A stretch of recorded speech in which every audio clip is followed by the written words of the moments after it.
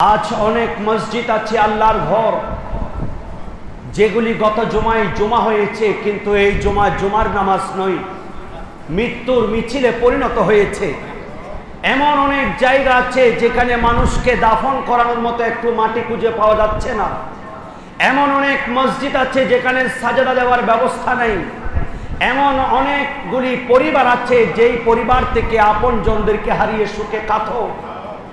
गत सप्ताहे गत 2 दिन आगे सेई सकल आत्मीय स्वजन के निये खेलाधुला करेछिलो, परिवार परिजन एकसाथे छिलो। आजके परिवार सेई नवजातक सन्तानके हारिये फेलेछे पानिर स्रोते, आपनजनदेरके हारिये फेलेछे पानिर स्रोते।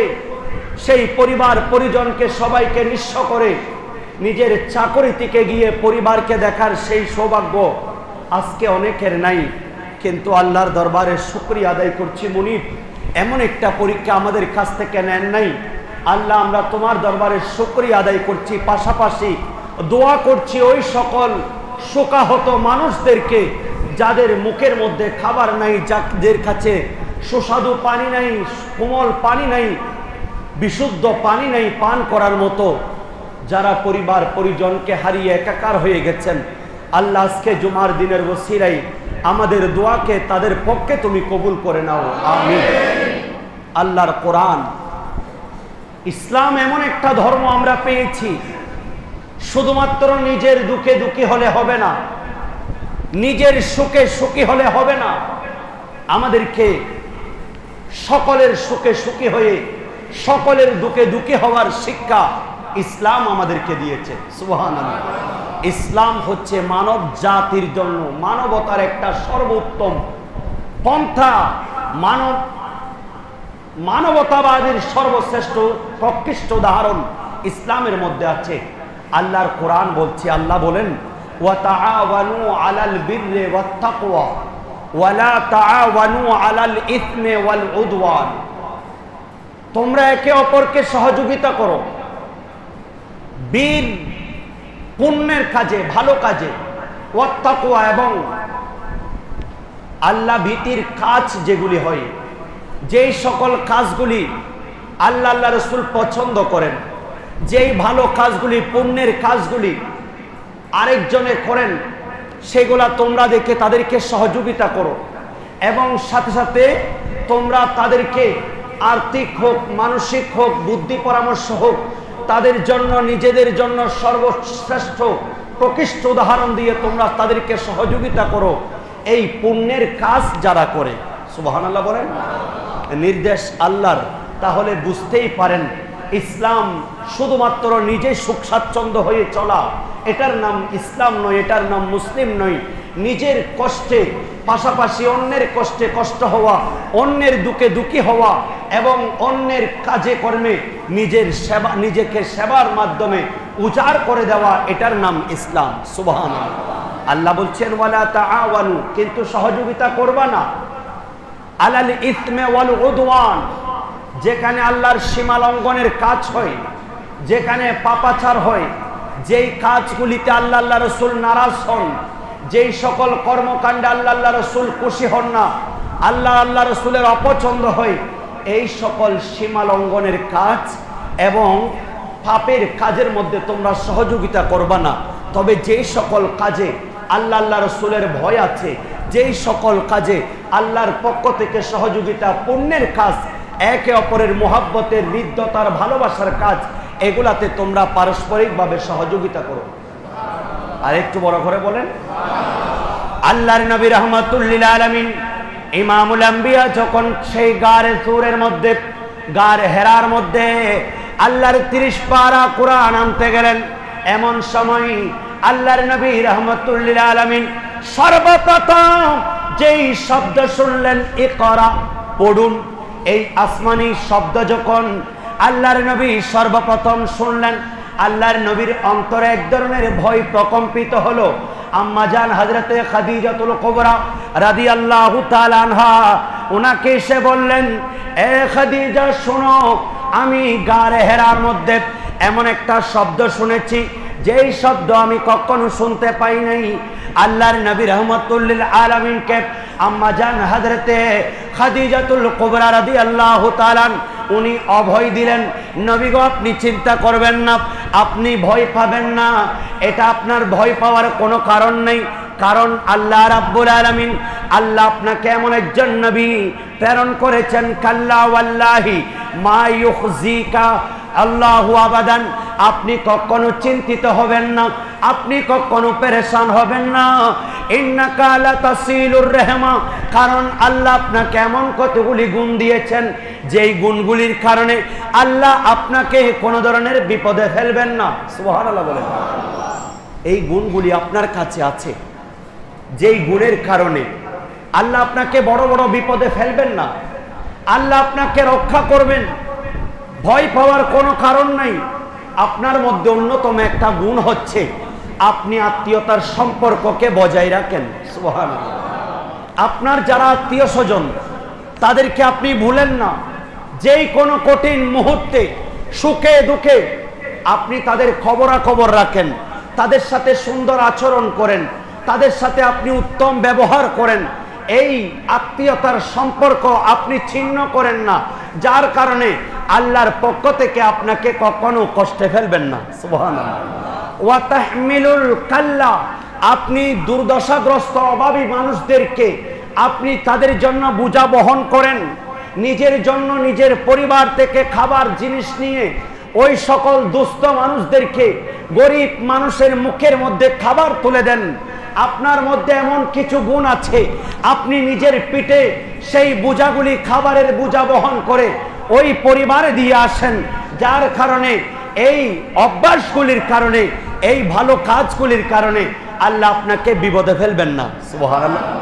আম্মাজান হযরতে খাদিজাতুল কুবরা আরো বলছেন, ওয়াতাকসিবুল মাদুমা, এবং আপনি নিঃস্বকে সহযোগিতা করেন আর্থিকভাবে। আপনার কাছে সম্পদ না থাকলেও আপনি কর্জ করে হলেও আপনি ওই সকল নিঃস্ব মানুষদেরকে আপনি অকাতরে বিলীন করেন। আল্লাহর নবী রাহমাতুল্লিল আলামিন, আপনি চিন্তা করবেন না। ওয়া তাকরিউদ্দাইফা, আপনি মেহমানদেরকে মেহমানদারি করেন। মেহমান আসলে আপনি নারাজ হন না, বরং আরো খুশি হয়ে তাদেরকে আপ্যায়নের ব্যবস্থা করেন।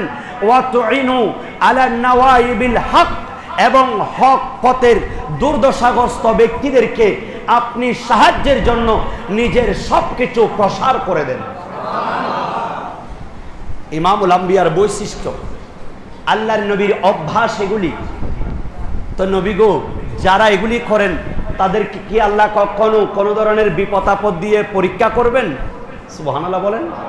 আম্মা জান আয়েশা হযরতে খাদিজাতুল কুবরা বলেন, আপনার চিন্তার কোনো কারণ নাই, কারণ এই গুণগুলি আপনার কাছে আছে, সেই জন্য যে কোনো সংকটের মধ্যে আল্লাহ রাব্বুল আলামিন আপনাকে হেফাজত করবেন। আর একটু বড় করে বলেন।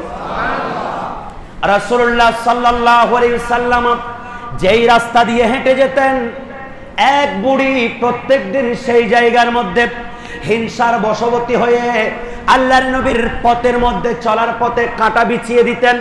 রাসূলুল্লাহ সাল্লাল্লাহু আলাইহি ওয়াসাল্লাম একবারও ওই বুড়ি মহিলার জন্য বদদুয়া করেন নাই, আল্লাহর কাছে হেদায়েতের জন্য দোয়া করেছেন। রাসূলুল্লাহ সাল্লাল্লাহু আলাইহি ওয়াসাল্লাম প্রত্যেকদিন যে রাস্তা দিয়ে যেতেন, দেখা গেল রাসূলুল্লাহর নূরানি কদম শরীফে সেই কাঁটাগুলি বিদ্ধ হতেন।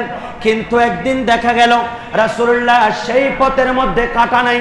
আজকে হঠাৎ করে কি হলো, সেই বৃদ্ধ মহিলাটার না জানি কি হয়েছে। আল্লাহর নবী ঘরে গিয়ে দেখতেছেন সেই বেদুইন মহিলা, বৃদ্ধ মহিলা তার ঘরের মধ্যে অসুস্থ অবস্থায় পড়ে আছে। সুবহানাল্লাহ বলেন। অসুস্থ অবস্থায় পড়ে আছে। খবরাখবর নিলেন, বলেন অত্যন্ত আদর যত্ন করলেন, আপনার কি হয়েছে, আপনার এই অবস্থা কেন? বলেন আমি বড়ই অসুস্থ। বলেন কে আপনি? আমার এত আদর যত্ন করছেন, আমাকে আমার আপন জনের মতো আপনাকে এভাবে সেবা শুশ্রূষা করছেন, আমি তো আপনাকে চিনতে পারি নাই। বলেন আপনি আমাকে না চিনলেও আপনি যার জন্য প্রত্যেক দিন মক্কার পথের মধ্যে কাঁটা দেন, আমি সেই মোহাম্মদ ইবনে আব্দুল্লাহ। ও মোহাম্মদ ইবনে আব্দুল্লাহ, আমি শুনেছি আপনি নাকি আমাদের পূর্বপুরুষের ধর্ম থেকে মানুষকে আকৃষ্ট করে অন্যদিকে নিয়ে যাচ্ছেন, সেই জন্য আমি আপনাকে না চিনলেও আমি আপনার পথের মধ্যে কাঁটা দিয়েছি। কিন্তু আমি ভুল করেছি।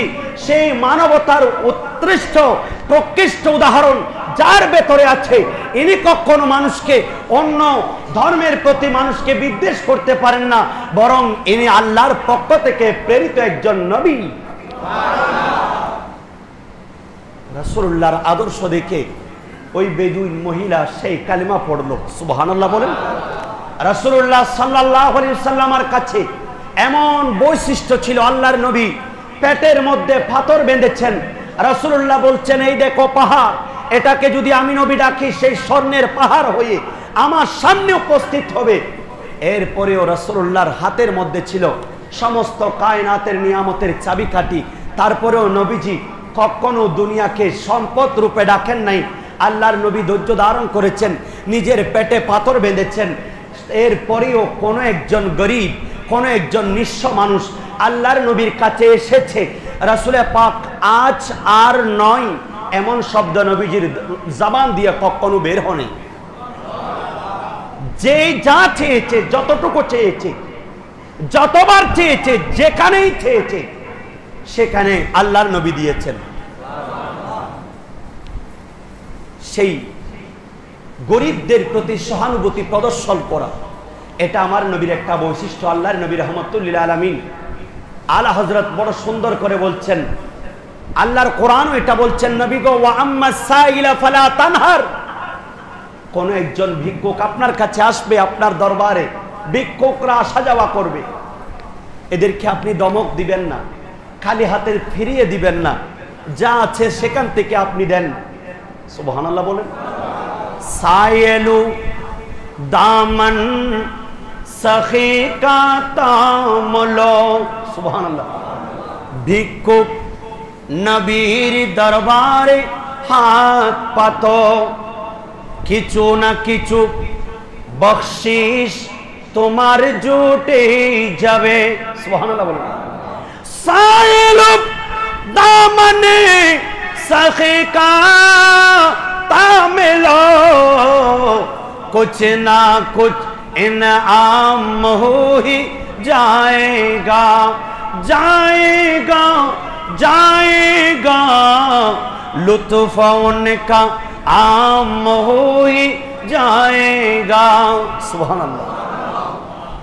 एमन नबीर उम्मत आमरा, इमामुल आम्बियार उम्मत। নবীর যেই বৈশিষ্ট্য সেগুলি আমাদের মধ্যে থাকাটা বড় বাঞ্ছনীয়। শুধু তাই নয়, উমর ফারুক আজম রাদিয়াল্লাহু তাআলা মুসলিম জাহানের খলিফা, রাতের বেলায় দেখছেন ওনার রাজ্যের মধ্যে কোনো মানুষ না খেয়ে আছে কিনা। রাত গভীর, কেউ নেই, এমন সময় দেখা গেল একটি ঘরের ফাঁক দিয়ে দেখতেছেন, ছিদ্র দিয়ে সেই মহিলাটি রান্না চুলার মধ্যে আগুন জ্বেলেছে, আর সেই খালি একটি পাত্রের মধ্যে শুধুমাত্র কিছু পানি, কিছুক্ষণ পর পর নাড়াচাড়া করছেন। মুসলিম জাহানের খলিফা হযরত উমর ফারুক আজম তাকিয়ে আছেন ওনার সামনে। সেই মহিলার সন্তানরা কান্না করছেন খাবারের অভাবে, ক্ষুধার তৃষ্ণায় তারা ছটফট করছে। শুধু মা বাহানা করছে, বাবা আরেকটু অপেক্ষা করে, কিছুক্ষণ পর খাবার হয়ে যাবে, কিছুক্ষণ পর খাবার হয়ে যাবে, কিছুক্ষণ পর খাবার হয়ে যাবে। এভাবে কিছুক্ষণ পর পর রান্না করছেন, শুধুমাত্র বাহানা করছেন। উমর ফারুক আজম দেখে চোখের পানি ছেড়ে দিয়েছেন। কিছুক্ষণ পর সন্তানরা ঘুমিয়ে গেছে, মা সেই আগুনটা বন্ধ করে চেরাগ নিভিয়ে দিয়ে ঘুমিয়ে পড়লেন। সন্তানকে বাহানা করেছেন যে যাতে সন্তানরা একটু না খেয়ে ঘুমিয়ে যায়, তাদের কান্নাটা বন্ধ হয়। মুসলিম জাহানের খলিফা হযরতে উমর ফারুক আজম রাদিয়াল্লাহু তাআলা রাষ্ট্রীয় গণভবনে গিয়ে তাড়াতাড়ি নিজের সেই গনিমত থেকে খাবার নিয়ে নিজের পেটে করে সেই মহিলার ঘরে এনে সেই ময়দার বস্তা দিয়ে গিয়েছেন। এটাই মুসলমানদের স্বভাব। আর একটু বড় করে বলেন। বাংলাদেশের উপর দিয়ে এমন একটা বন্যা প্রবাহিত হয়েছে, যেই বন্যাটা স্মরণকালের শ্রেষ্ঠ। বিগত 30-40 বছর মানুষ এই ধরনের বন্যা কখনো দেখে নাই। সিলেট, সুনামগঞ্জ, ব্রাহ্মণবাড়িয়া, কুমিল্লা, ফেনী, ফটিকছড়ি সহ বাংলাদেশের অসংখ্য মানুষ আজকে প্লাবিত পানির নিচে। অনেক কষ্ট করে মানুষ একটু মাথা গুজার ঠাঁই করেছে, একটু টিন দিয়ে, ছালা দিয়ে থাকার জন্য আজকে সেই ঘরগুলি পানির নিচে, সেই মানুষগুলি পানির নিচে। না জানি কত মানুষ আত্মীয় স্বজন হারিয়েছে, কত মানুষ নিজের আপনজন সন্তানকে নিয়ে খেলাচ্ছে। গত 2 দিন আগে আজকে পানির স্রোতে তাদেরকে নিয়ে গেছে। কত মানুষ আপনজনদেরকে হারিয়ে নিঃস্ব হয়ে আছে, কত মানুষ ঘরবাড়ি হারিয়ে ফেলেছে। পাকা বিল্ডিং এর 2য় তলায় পর্যন্ত পানির স্রোত, এত পানির স্রোত, মানুষ যেখানে যাওয়া সম্ভব হয় নাই। সোশ্যাল মিডিয়ার মধ্যে বিশ্বের মানুষ দেখেছে, চোখের পানি পড়ে নাই এমন মানুষের খুবই কম। এই দৃশ্যগুলি দেখেছেন যতগুলি ক্যাপচার হয়েছে, যেখানে মানুষের যাওয়ার কখনো সুযোগ নাই। না জানি তাদের কি অবস্থা। যেই মসজিদ থেকে আজান হয় সেই মসজিদ থেকে উচ্চারণ হচ্ছে আমাদেরকে মাফ করে দিন, আমরা আর সেখানে যাওয়ার সুযোগ নাও পেতে পারি। অনেক মানুষ স্বজন হারিয়েছে, অনেক মানুষ ঘরবাড়ি হারিয়েছে, অনেক মানুষ পরিবার পরিজনকে পানির নিচে রেখে এসেছে। শুধুমাত্র একটু উঁচু জায়গায় নিচে দাঁড়িয়ে আছে, উপরের দিকে তাকিয়ে নিজের শ্বাস প্রশ্বাস ফেলছে একটু নিজের জানটাকে রক্ষা করার জন্য। কিন্তু কিভাবে রক্ষা করবে? যদিও বা শ্বাস প্রশ্বাস আছে, কিন্তু তার কাছে বিশুদ্ধ একটু পানি নাই, তার কাছে শুকনো কোনো খাবার নাই।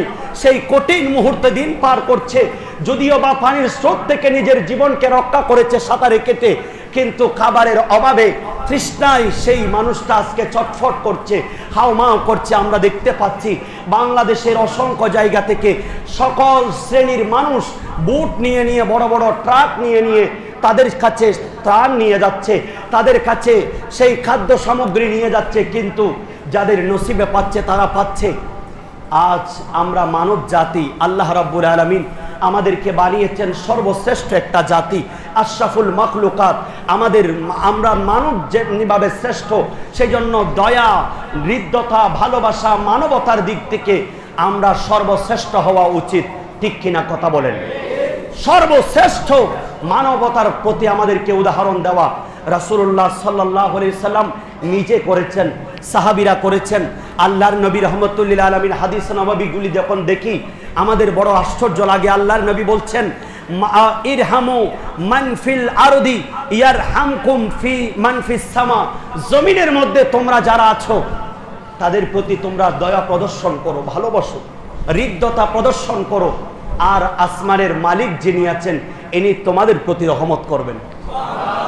কাল কিয়ামতের ময়দানে আল্লাহ রাব্বুল আলামিন কিয়ামতের ময়দানে যখন কিয়ামত কায়েম করবেন, বনি আদমকে জিজ্ঞেস করবেন, এ বনি আদম, আমি ক্ষুধার্ত ছিলাম, আমার খাবারের প্রয়োজন ছিল, কিন্তু আমি খাবার চেয়েছিলাম, তুমি আমাকে খাবার দাও নাই। মুসলিম শরীফে হাদিস আছে। আল্লাহর দরবারে আমরা সবাই আরজ করব, হে আল্লাহ, আপনি তো মালিক ও মাওলা, আপনাকে আমরা কিভাবে খাবার দিব? আল্লাহ বলেন, হে আমার বান্দারা শুনে রাখো, আমার সৃষ্টি হচ্ছেন আমার পরিবার তোমরা যেমনি ভাবে, আল্লাহর নবী বলেন তোমরা যেমনি ভাবে একটা বডির মধ্যে হাত পা আপাদ মস্তক আছে, একটা অঙ্গের মধ্যে তোমরা যেমনি ভাবে ব্যথা পেলে সমস্ত শরীরে তোমরা অনুভূতি হয়, ঠিক তেমনি ভাবে আমার আল্লাহর নবী রাহমাতুল্লাহ আলামিন বলছেন, এই সৃষ্টি জগৎ হচ্ছে আল্লাহর এক একটা পরিবার। একটা অঙ্গের নিয়েই অনুরূপভাবে কোনো মানুষ যখন কষ্ট পায়, সেখানে সকল মানুষ কষ্ট পাওয়া, এটাই হচ্ছে মানবতা। আল্লাহর নবী শিক্ষা দিচ্ছেন, কিয়ামতের ময়দানে বনি আদমকে বলবেন, আমি আর সেই দিন সেই অমুক বান্দা খাবারের তৃষ্ণায় চটফট করছে, সেই খাবার আর তৃষ্ণার কারণে নিজের জীবন বিপন্ন হয়ে গেছে, তুমি পাশে ছিলে, কিন্তু তুমি তার প্রতি কোনো ধরনের সহানুভূতি প্রদর্শন করো নাই।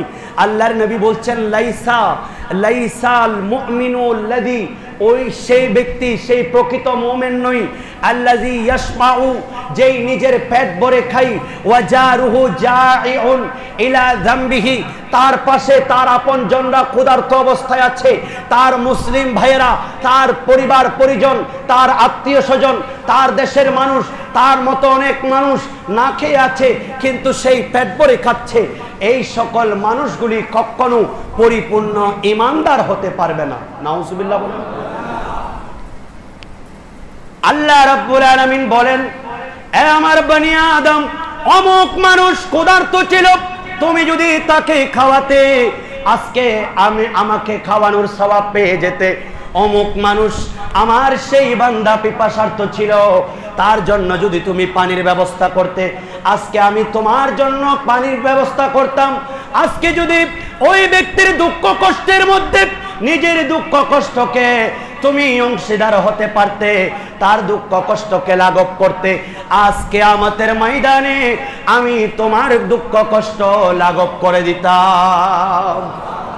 রাসূলুল্লাহ বলছেন, মান নাফাসা আন মুমিনিন কুরবাতান মিন কুরাবিদ দুনিয়া, দুনিয়ার একটা দুঃখ কষ্ট থেকে একজন মানুষ আরেকজন মানুষের, একজন মুমিন আরেকজন মুমিনের, একজন মুসলমান আরেকজন মুসলমানের দুঃখ কষ্ট লাঘব করবে, দুনিয়াবি একটা কষ্ট সেই সরিয়ে দিবে, আসান করবে। আল্লাহ বলছেন, আল্লাহর নবী বলছেন, নাফাসাল্লাহু আনহু কুরবাতান মিন কুরাবি ইয়াউমাল কিয়ামা, কিয়ামতের ময়দানে কঠিন দিনে, ইয়াউমা ইয়াফিরুল মারউ মিন আখিহি, যেই দিন আপন ভাই থেকে ভাই পালিয়ে যাবে, সেই দিন গভীর সমুদ্রের মাঝখানে তোমরা যেভাবে কিয়ামতের ময়দানেও ঠিক সেমনি ভাবে তোমরা থাকবে, শুধুমাত্র সাঁতার কাটিয়ে কুলে ওঠার চেষ্টা করবে, তোমাদের আমলগুলি তোমাদেরকে এনে দিবে। সেই কঠিন মুহূর্তে তোমরা সাগরের মধ্যখানে সাঁতার কাটা সেই মানুষের মতো থাকবে। সেই কঠিন মুহূর্তে আল্লাহ রাব্বুল আলামিন দুনিয়ার কোন মুমিন বান্দার কোন যদি দুঃখ কষ্ট লাঘব করেন, তার দুঃখ কষ্টের মধ্যে অংশীদার গ্রহণ করতে পারেন, আল্লাহ কিয়ামতের ময়দানে তার দুঃখ কষ্টকে আল্লাহ মুক্ত করে দিবেন। আর একটু বড় করে বললেন, ওয়া মান ইয়াসসারা আলা মুসিরিন, কোন অভাবী ব্যক্তি, কোন দুর্দশা ব্যক্তি, কোন দুঃখ কষ্টে নিপতিত ব্যক্তি, এমন মানুষ যার চতুর্দিকে দুঃখ আর যাতনা, ইয়াসসারাল্লাহু লাহু ফিদ দুনিয়া ওয়াল আখিরাহ, যে একজন মানুষ আরেকজন মানুষের এই দুঃখ কষ্ট যাতনার মধ্যে সঙ্গী হবে, অংশগ্রহণ করবে, তার কষ্টকে লাঘব করার জন্য চেষ্টা করবে, তার আল্লাহ রাব্বুল আলামিন দুনিয়া আখিরাতে তার সকল দুঃখ যাতনা আল্লাহ রাব্বুল আলামিন রিমুভ করে দিবেন। আর একটু বড় করে বলেন। রাসূলুল্লাহর হাদিস বলছি, ওয়ামান সাতারা মুসলিমান সাতারাহুল্লাহু ফিদ দুনিয়া ওয়াল আখিরাহ, আর দুনিয়ার মধ্যে কোন মুমিন আরেকজন মুমিনের কোন দোষ ত্রুটি দেখার পর সেই যখন এটাকে গোপন রাখলো, দেখেছে, চোখকে না দেখার ভান করেছে, তাকে সংশোধন করার জন্য নিজে নিজে গিয়ে ওনাকে সমর্পণ করে, যে আপনি যদি মনে কষ্ট না পান, একটা কথা, আমি আপনার এই দৃশ্যটা দেখেছি, যদি এটা যদি সংশোধন করতেন তাহলে ভালো হতো।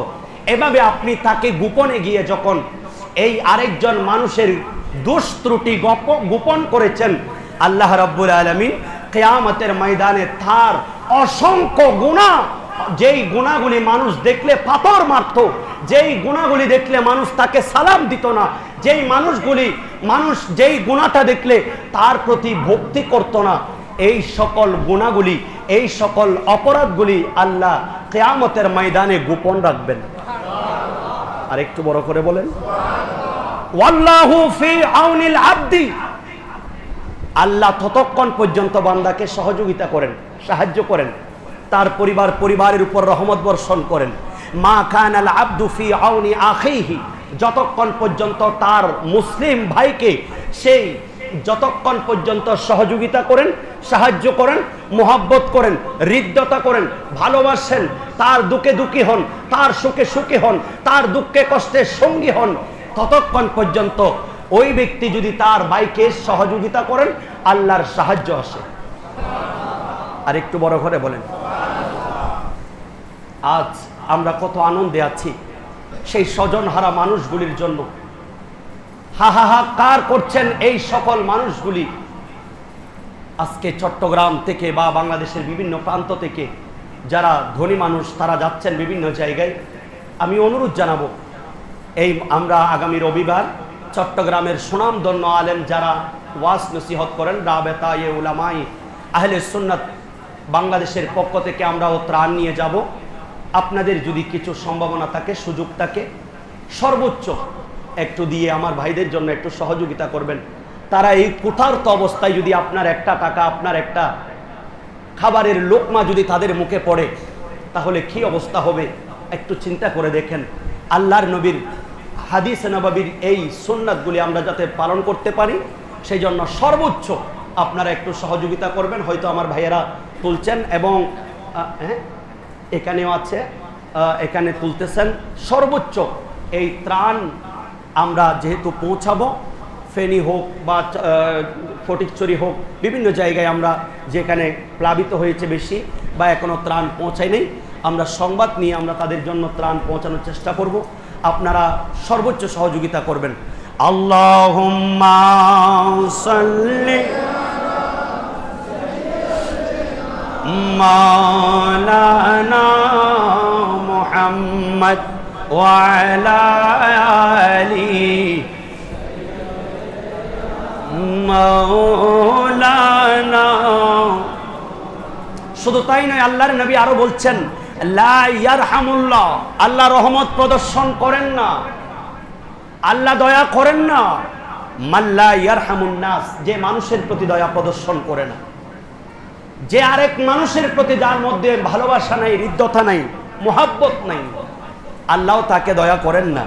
শুধু তাই নয়, রাসূলে পাক আল্লাহর কোরআন বলছেন, এমন কতগুলি মানুষ আছে যাদের ব্যাপারে আল্লাহ রাব্বুল আলামিন প্রশংসা করছেন, ওয়ায়ুতিমুনাত তাআমা আলা হুব্বিহি মিসকিনাও ওয়া ইয়াতীমাও ওয়া আসীরান। এমন কতগুলি মানুষ আছে যারা আরেকজনকে, ইয়েতিমকে, মিসকিনকে, নিঃস্বকে, গরিবকে, দুঃখীদেরকে সাহায্য করেন, খাবার প্রদান করেন, অন্য কোনো উদ্দেশ্য নয়, ভালোবাসার কারণে। সুবহানাল্লাহ বলেন। তাদের প্রশংসা করছেন।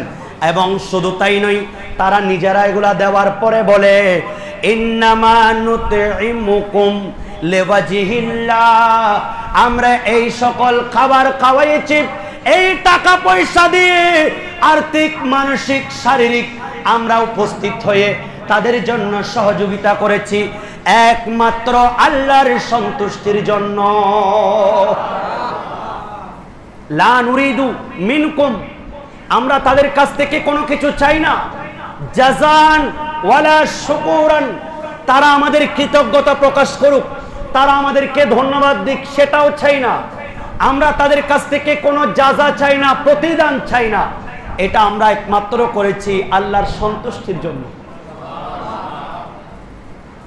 এই কঠিন একটি পরিস্থিতিতে, যেই কোনো পরিস্থিতিতে মোকাবেলায় গরিব মানুষ নিঃস্ব অবস্থায়, কারণ মজলুম যিনি, যার উপর কোনো একটা জুলুম করা হয়েছে বা যার উপর কোনো একটা মুসিবত এসেছে, কোনো একজন রোগী, তার কাছ থেকে বেশি বেশি দোয়া চাইবেন, কারণ তার দোয়া সাথে সাথে কবুল। সুবহানাল্লাহ বলেন।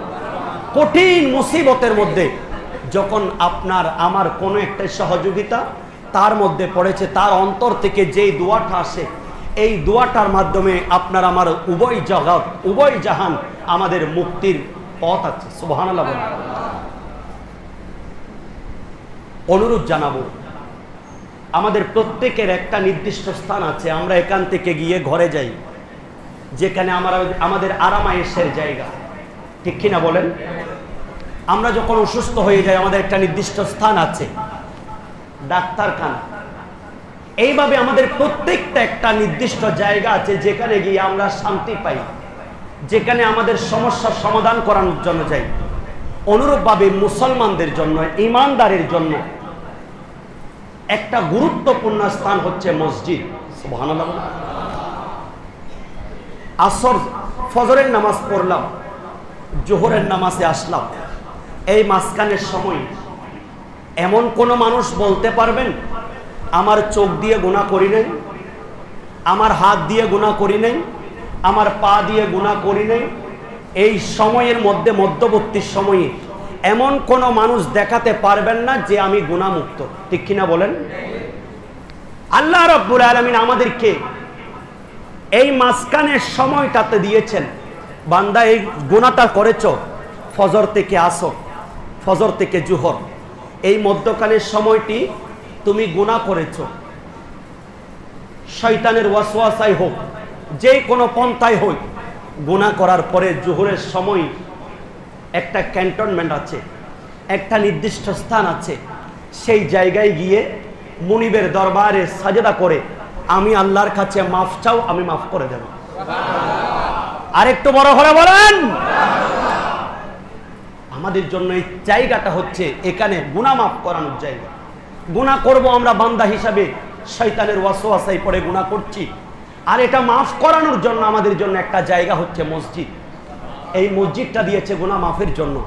কিন্তু সেই মসজিদে যদি এসে আমি দুনিয়াবি কথা বলি, সেই মসজিদে এসে যদি আমি আরেকজনের গীবত করি, সেই মসজিদে যেখানে আমার জীবনের আমার অসংখ্য গুনাহ আল্লাহ গোপন রেখেছেন বিদায়, সেই গুনাহগুলি আমি মাফ করাতে এসেছি, সেখানেও বসে বসে আমি যদি আরেকজনের শেখায়ত করি, আমি যদি আরেকজনের গীবত করি, আমি যদি সেখানে দুনিয়াবি কাজকর্ম করি, সেই মসজিদটাকে যদি আমি ঘর বানিয়ে ফেলি, তাহলে ওইখানেও মাহরুম হয়ে যাব, এখানেও মাহরুম হয়ে যাব। আল্লাহ আমাদেরকে হেফাজত করুন। এই জায়গাটাতে সবাই নিয়ত নিয়ে আসবেন। কে কিভাবে নামাজ পড়ছে সেগুলা দেখার দরকার, কে কয় রাকাত পড়ছে সেদিকে দেখার দরকার নেই, কে কিভাবে আল্লাহকে ডাকছে সেদিকে দেখার দরকার নেই, কে কি কথা বলছে সেগুলো দেখার দরকার নেই। আমি নিয়ত করেছি আমি মসজিদে যাচ্ছি, আল্লাহ আমার জীবনের গুনাহ মাফ করে দাও, এই নিয়ত নিয়ে মসজিদে আসবেন, আল্লাহর দরবারে সাজদা দিবেন, সাজদা থেকে ওঠার আগে আগে আল্লাহ জীবনের গুনাহ মাফ করে দিবেন। মসজিদে আসবেন ওই নিয়ত নিয়ে, আমরা মসজিদে আসবো আর ওই নিয়ত নিয়ে। এখানে কারো দুষ্ত্রুটি দেখার দরকার নেই। আমার কত দোষ আল্লাহ আমাকে গোপন রেখেছেন, এই দোষগুলি যদি মানুষ দেখতো, মানুষ আমাকে পাথর মারত। আজকে আমাকে সম্মান করছে, সালাম করছে। একটু চিন্তা করে দেখি সেই সময়টাতে কত গুনাহ আমরা করেছি, কত মুহরিমাতের দিকে আমরা দৃষ্টি দিয়েছি, কত হারাম বস্তুর দিকে আমাদের নজর পড়েছে, কত হারাম বস্তুতে আমাদের হাত দিয়েছি। কিন্তু সেই মাপ করানোর জন্য আসছে আল্লাহর ঘরে, আল্লাহ দিয়েছেন। সেই জায়গায় এসে আমার জীবনের গুনাহগুলিকে স্মরণ না করে এখানে আসবেন, নিজের গুনাহগুলি স্মরণ করবেন। আল্লাহ সকাল থেকে কত গুনাহ করেছি, জীবন আজকে 40টা বছর কাটিয়ে দিয়েছি, কত গুনাহ করেছি, এগুলা স্মরণ করে নিজের গুনাহগুলিকে, নিজের দোষগুলিকে আল্লাহর কাছে সুপর্দ করলে আল্লাহ বলেন, বান্দা তোমার গুনাহ থেকে তুমি নিজেকে স্মরণ করেছো, এবং নিজেকে এই নিজের গুনাহগুলিকে স্মরণ করার কারণে আল্লাহ তোমার এই গুনাহগুলি মাফ করে দিয়েছে। 12টি জায়গায় নফল নামাজ পড়া মাকরুহ। কয়টা জায়গায়? 12টি জায়গায় যেখানে নফল নামাজ পড়া নিষেধ। অনেকে জিজ্ঞেস করেছেন, তাই আমি বাহারের শরীয়ত থেকে এই মাসালাগুলি বলছি। 1 নাম্বার হচ্ছে 12টির মধ্যে 2টি জায়গা আছে যেগুলিতে ফরজ, ওয়াজিব, জানাজার নামাজ, সিজদায়ে তিলাওয়াত এগুলা পর্যন্ত হারাম। এমনি অন্যান্য 12টি ওয়াক্তের মধ্যে এগুলাতে নফল নামাজ নিষিদ্ধ। তবে এই 2টি সময়ের মধ্যে ফরজ নামাজ, ওয়াজিব নামাজ, জানাজার নামাজ, তিলাওয়াতে সাজদা দেওয়া এটাও নিষেধ। 1 নাম্বার হচ্ছে জুমার খুতবার সময়, খুতবার 1 নাম্বার হোক, 2য় নাম্বার হোক, প্রথম খুতবা হোক, 2য় খুতবা হোক, নামাজ পড়া নিষেধ। 2 ঈদের খুতবা নামাজ পড়া নিষেধ, নফল নামাজ পড়া নিষেধ, ফরজ নামাজ পড়া নিষেধ।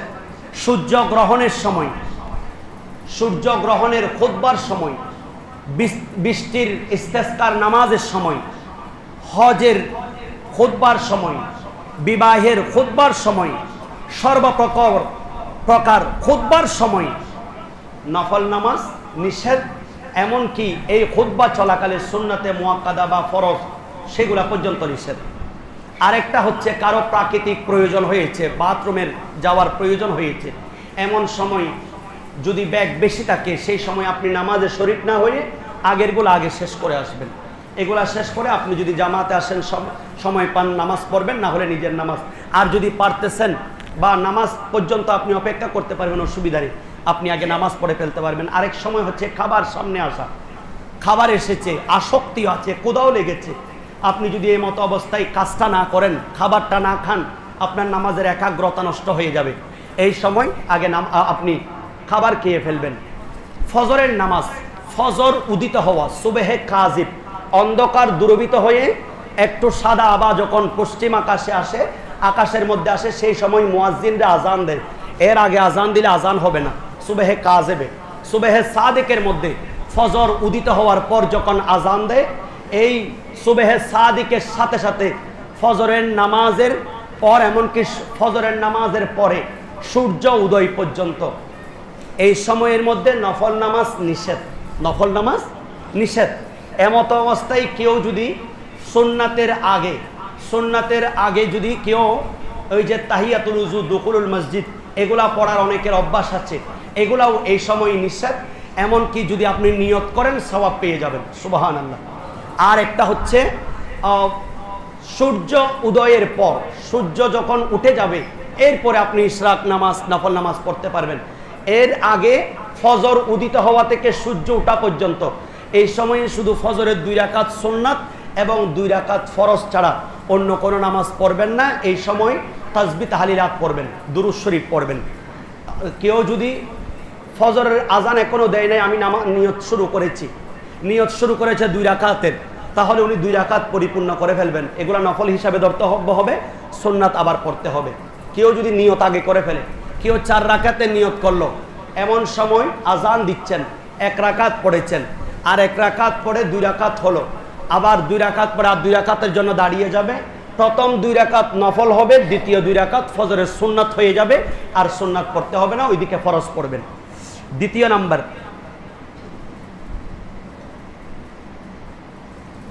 আসরের সময়,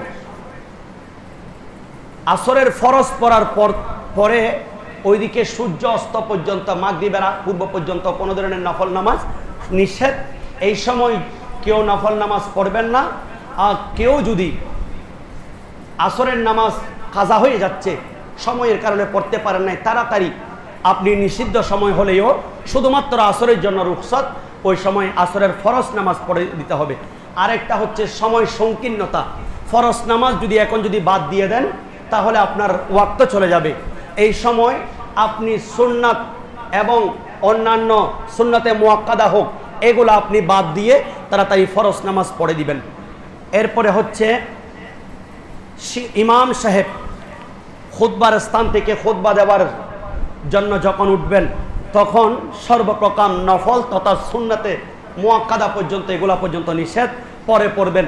দরকার হলে ইমামের পিছনে 2 রাকাত, এরপরে সুন্নাতে মুআক্কাদা পড়ে এরপরে আপনারা আদায় করবেন। জোহরের নামাজ হলে 2 রাকাত সুন্নাতের পরে ওই 4 রাকাত সুন্নাতগুলি পড়বেন।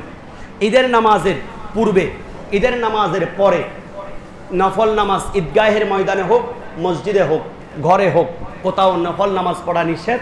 দরুদ শরীফ পড়বেন, তাকবীর পড়বেন, জিকির আসকার করবেন। তবে ঈদের নামাজের পরে যদি কেউ ঘরে নফল নামাজ পড়ে অসুবিধা নেই। আরেকটা হচ্ছে আরাফাতের ময়দান এবং মিনা মুজদালিফায়, যেগুলাতে 2 ওয়াক্ত নামাজ একসাথে পড়তে হয়, এইগুলাতে আগে পরে কোনো ফরজ নামাজ, নফল নামাজের নিয়ত করা যাবে না। এই জায়গাগুলিতে নফল নামাজ নিষেধ। এগুলা থেকে অন্যান্য যে কোনো সময় নফল হোক, সুন্নত হোক, সালাতুল আওয়াবিন, সালাতুল ইশরাক, দোহার নামাজ, চাস্তের নামাজ, হিফজুল ইমান, এই নামাজগুলি আদায় করতে পারবেন। আল্লাহ আমাদেরকে বোঝার তৌফিক দিক, আমিন। যেহেতু আমরা আগামী রবিবারে ইনশাল্লাহ আমাদের রাবেতায়ে উলামায়ে আহলে সুন্নাতের পক্ষ থেকে সেই ফেনীবাস বন্যায় প্লাবিত মানুষদেরকে আমি আবার আপনাদেরকে অনুরোধ জানাচ্ছি, আমরা ত্রাণ পৌঁছাবো। আমরা চট্টগ্রামের সুনামধন্য যারা উলামায়ে কেরাম আছেন, তাদের একটা সংগঠন আছেন রাবেতায়ে উলামায়ে আহলে সুন্নাত, এর পক্ষ থেকে আমি আপনাদের কাছে সহযোগিতা চাচ্ছি। ওই সকল ভাইদের জন্য আপনাদের মন প্রাণ খুলে সেই সকল ভাইদের মুখে আপনাদের একটি অংশ আপনারা সহযোগিতা করবেন। আর্থিকভাবে দিলে তারা সেখানে খাদ্য নিয়ে পাবেন। আল্লাহ আমাদের প্রত্যেককে কবুল করুক। সেই সকল বন্যায় প্লাবিত মানুষদের উপর আল্লাহর রহমত বর্ষণ করুন, আমিন। আল্লাহ বাংলাদেশ থেকে এই ধরনের বন্যা, সাইক্লোন, টর্নেডো, ঘূর্ণিঝড়, ভূমিকম্প, জলোচ্ছ্বাস, সমস্ত বিপদ আপদ থেকে বাংলাদেশের মানুষকে, বিশ্বের মানুষকে আল্লাহ তুমি হেফাজত করো, আমিন। যারা পরিবার হারিয়েছেন, শোকাহত, আল্লাহ নিজের ছোট্ট ছোট্ট মাসুম বাচ্চাদেরকে নিজে আসতে পেরেছে, সন্তানকে আনতে পারে নাই, নিজে আসতে পেরেছে, পরিবারকে রেখে এসেছে, এমন মানুষ নিজের পরিবারের সাথে নিজের জীবন দিয়েছে, যেই সকল মানুষগুলি একটু মাটির অভাবে আজকে কবর দিতে পারছে না, পানির উপর ভাসিয়ে দিতে হচ্ছে, মৃত মানুষের লাশগুলি দেখতেছে, আল্লাহ আপনি তাদেরকে শহীদের মর্যাদা দান করুন। আল্লাহ আপনি তাদেরকে শহীদের মর্যাদা দান করুন। আল্লাহ আপনি তাদের প্রত্যেকের পরিবার পরিজন যারা রেখে গেছেন তাদেরকে খাবার পানি দিয়ে, আল্লাহ বিশুদ্ধ পানি দিয়ে, আল্লাহ তোমার রহমত করমত দিয়ে, আল্লাহ দিয়ে তোমার নিয়ামত দিয়ে, আল্লাহ তুমি তাদের জান ও মালকে হেফাজত করো। আমিন।